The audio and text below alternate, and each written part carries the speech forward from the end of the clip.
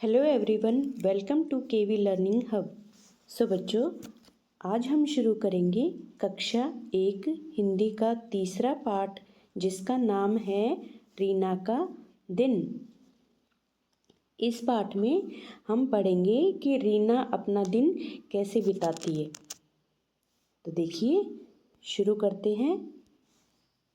हर दिन रीना सुबह जल्दी उठती है।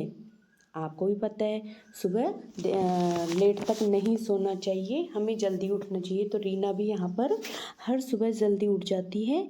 उठकर बिस्तर को ठीक से लगाती है। वो अपना जो बिस्तर होता है जहाँ पर वो सोती है, तो अपना बिस्तर खुद से ही ठीक करती है। नीम की दातुन से अपने दांत साफ करती है। नीम की दातुन आपने गांव में देखा होगा। नीम के पेड़ की जो टहनी रहती है, बहुत से लोग उससे दातुन करते हैं। तो रीना भी यहाँ पर नीम की दातुन से अपने दांत साफ कर रही है, ब्रश कर रही है। साबुन से नहाकर रीना स्वच्छ कपड़े पहनती है। स्वच्छ कपड़े यानी कि साफ सुथरे कपड़े। तो रीना साबुन से नहाती है और फिर साफ सुथरे कपड़े पहनती है। ये देखिए, इस चित्र में आप देख सकते हैं, ये रीना है। यहाँ पर आगे देखिए, वह अपने बाल में तेल लगाकर कंघी करती है। रीना माँ के बनाए पराठे और सब्जी आनंद के साथ खाती है, यानी कि बहुत खुशी से खाती है। कई बच्चे क्या करते हैं, खाना खाने में थोड़ा आनाकानी करते हैं, लेकिन यहाँ पर रीना को देख सकते हो, बहुत आनंद के साथ सब्जी और पराठे खाती है। रीना माँ के गले लगती है और फिर स्कूल जाती है। रीना स्कूल के रास्ते में रीना अपनी सहेली दीपा से मिलती है। रीना की सहेली होती है, रीना की फ्रेंड होती है दीपा। वो स्कूल के रास्ते में उससे मिलती है। दोनों एक दूसरे से सुप्रभात कहती हैं और हंसती खेलती स्कूल जाती हैं। इंग्लिश में सुप्रभात को गुड मॉर्निंग बोलते हैं और हिंदी में कहते हैं सुप्रभात। तो सुप्रभात का अर्थ है यहाँ पर गुड मॉर्निंग। दोनों एक दूसरे से सुप्रभात कहती हैं और फिर स्कूल जाती हैं, दोनों साथ में, दोनों सहेलियाँ साथ में मिलकर। अब देखिए आगे क्या होता है। स्कूल में प्रार्थना के बाद रीना अपनी कक्षा में जाती है। जैसे ही असेंबली खत्म होती है, समाप्त होती है, तो आप लोग भी अपनी कक्षा में जाते हो। वैसे ही रीना, जैसे ही प्रार्थना खत्म होती है, वैसे ही रीना भी अपनी कक्षा में जाती है। जैसे ही उनकी अध्यापिका कक्षा में आती है, सभी बच्चे खड़े हो जाते हैं और नमस्ते करते हैं।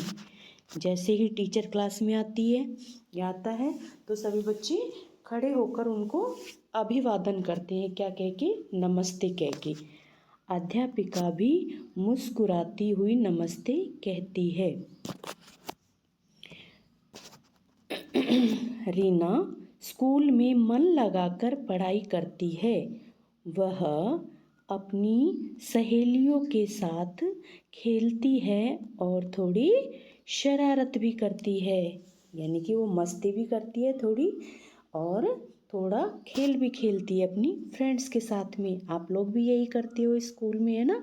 पढ़ाई के साथ साथ खेलना भी ज़रूरी है और थोड़ी मस्ती भी ज़रूरी है। घर आकर वह हाथ मुंह धोती है।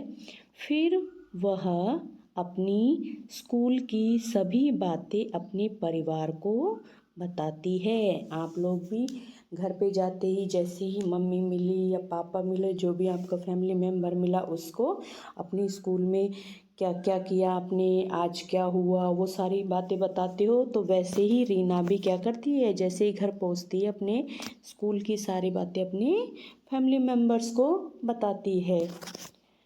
रीना अपने प्यारे से छोटे भाई के साथ भी खेलती है। फिर वह अपने जो छोटा भाई रहता है उसके साथ में खेलने लगती है। रीना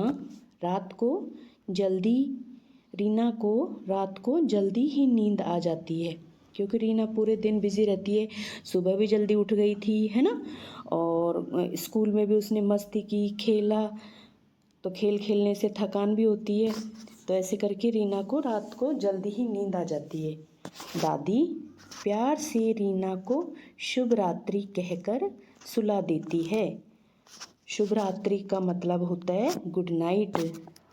इंग्लिश में हम कहते हैं शुभ रात्रि को गुड नाइट, और हिंदी में कहेंगे शुभ रात्रि। तो दादी प्यार से रीना को गुड नाइट बोलती है, शुभ रात्रि बोलती है, और फिर रीना सो जाती है, उसको सुला देती है उसकी दादी।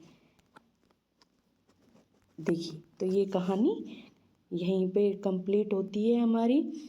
अब हम करेंगे, तो चलिए बच्चों, अभी हम रीना का दिन पाठ के शब्दार्थ देख लेते हैं। शब्दार्थ, शब्दार्थ यानी कि शब्द, नए शब्द और उनके अर्थ।